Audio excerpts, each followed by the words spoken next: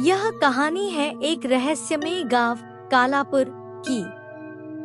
बहुत समय पहले घने जंगलों के बीच एक गांव बसा हुआ था जिसका नाम था कालापुर। यह गांव बहुत ही अनोखा था।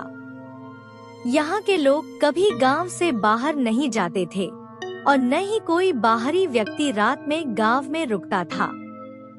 वहाँ की हवाओं में अजीब सा सन्नाटा था और गांव के चारों ओर गहरी धुंध हमेशा बनी रहती थी।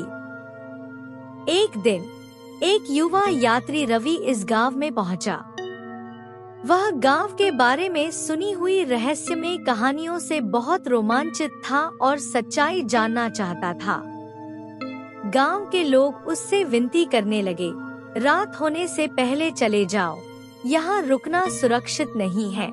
लेकिन रवि नहीं माना और एक बुजुर्ग के घर रुकने की जिद कर बैठा। रात होते ही अजीब घटनाएं शुरू हो गई। हवाएं और ठंडी हो गई और चारों ओर से अजीब सी फुसफुसाहटें सुनाई देने लगी। अचानक रवि की आंखें एक छाया पर पड़ी जो उसके कमरे के बाहर घूम रही थी। उसने दरवाजा खोला तो देखा कि पूरा गांव बाहर खड़ा था, लेकिन उनकी आंखें चमक रही थी और वे धीरे धीरे उसकी ओर बढ़ रहे थे। रवि डर से कांप उठा। तभी बुजुर्ग ने उसे एक ताबीज दिया और कहा, इसे पकड़ो और तुरंत गांव के बाहर भाग जाओ।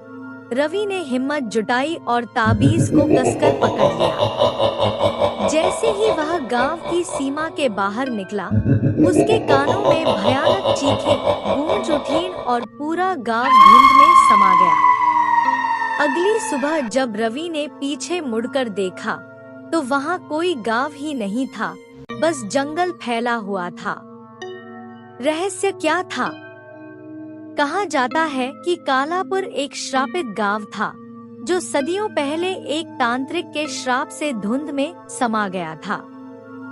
हर पूर्णिमा की रात गांव फिर से प्रकट होता था और वहां बसने वाले लोग आत्माएं बन जाते थे।